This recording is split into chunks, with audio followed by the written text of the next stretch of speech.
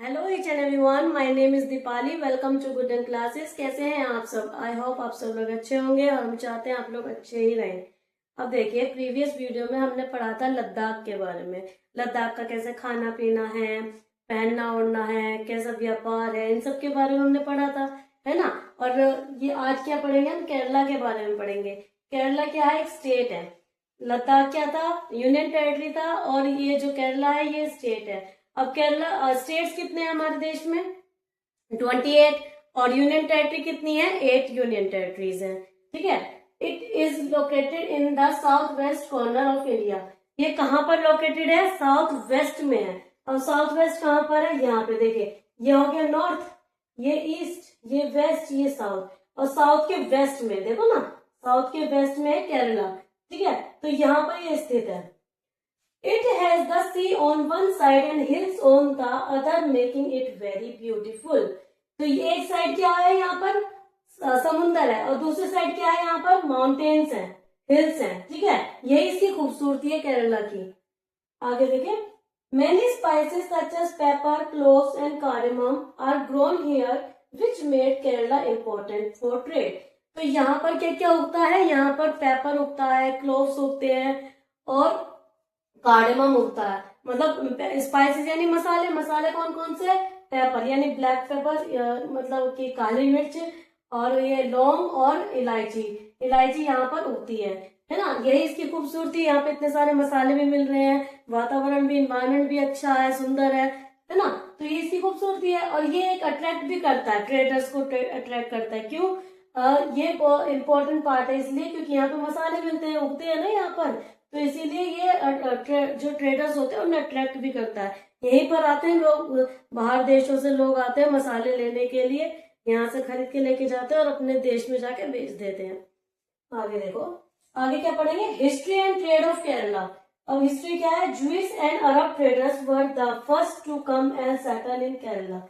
सबसे पहले कौन आए थे यहाँ पे? ज्यूइश और अरब ट्रेडर्स आए थे, व्यापारी आए थे। जो वो कौन थे? ज्यूइश और अरब के व्यापारी आए थे।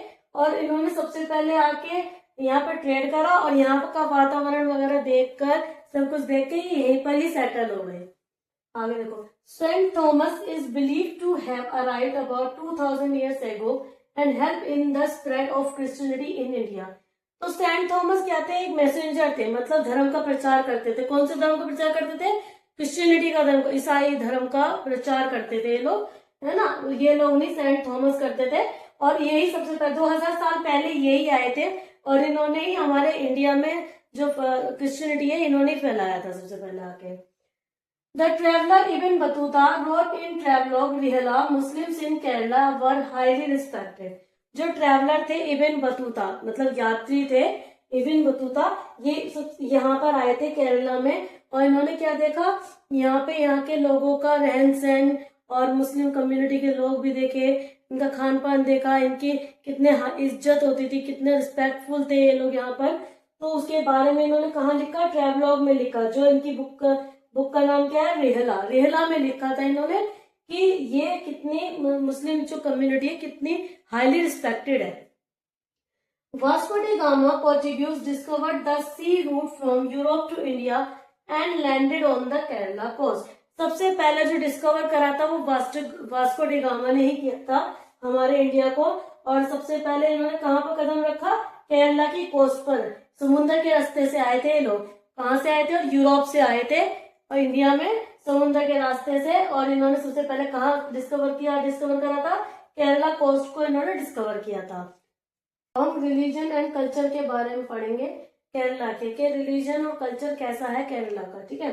Because of many historical influence people in Kerala follow Judaism, Islam, Christianity, Hinduism and Buddhism.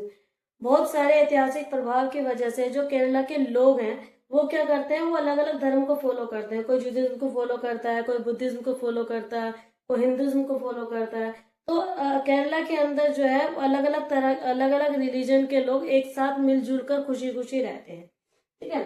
The famous Chinese fishing nets are called Cheenavala. जो फेमस चाइनीज फिशिंग नेट है वो बहुत ज्यादा फेमस है वहां का, और उसको क्या कहा जाता है? चिन्नावाला कहा जाता है। अब आप ये सोचो कि चाइनीज फिशिंग नेट क्यों कहा जाता है? चाइनीज फिशिंग नेट इसलिए कहा जाता है क्योंकि इंट्रोड्यूस किया गया है किसी चाइनीज के द्वारा, और उनका नाम क्या था, जेंग है। जब वो व्यापार करने के लिए केरला में आए थे तो उन्होंने यहाँ पे बताया था इस तरह का नेट है जिससे मछली, बड़ी बड़ी मछली पकड़ी जा सकती है। ठीक है, अब देखिए, people mainly eat rice, fish and vegetables. जो पीपल है, वहाँ के जो केरला के लोग हैं, वो वहाँ पे उनका खाना पीना क्या है, वो लोग वहाँ पे ज्यादातर वो चावल, मछली, वेजिटेबल, सब्जियां वगैरह ये सब खाते हैं। ठीक है, अब हम क्या पढ़ेंगे, अब हम पढ़ेंगे फेस्टिवल एंड ट्रेडिशन। केरला का फेस्टिवल और ट्रेडिशन किस तरीके का है। देखिए, the boat race is an important part of the Onam festival celebrated in Kerala. जो बोट रेस है वो बहुत ही इम्पोर्टेंट पार्ट होता है कहाँ का, ओणम फेस्टिवल का, जो केरला में सेलिब्रेट किया जाता है। जब उनका ओणम फेस्टिवल आता है ना, तो सब लोग खुशी खुशी मिलजुल कर इस बोट रेस को करते हैं और पूरे त्योहार का आनंद लेते हैं। ठीक है, अब हमने क्या पढ़ लिया, आज केरला के बारे में पढ़ लिया। और नेक्स्ट टॉपिक जो होगा वो हम नेक्स्ट वीडियो में पढ़ेंगे। अगर आपको ये वीडियो अच्छी लगी हो तो please like and subscribe golden classes. Thanks for watching.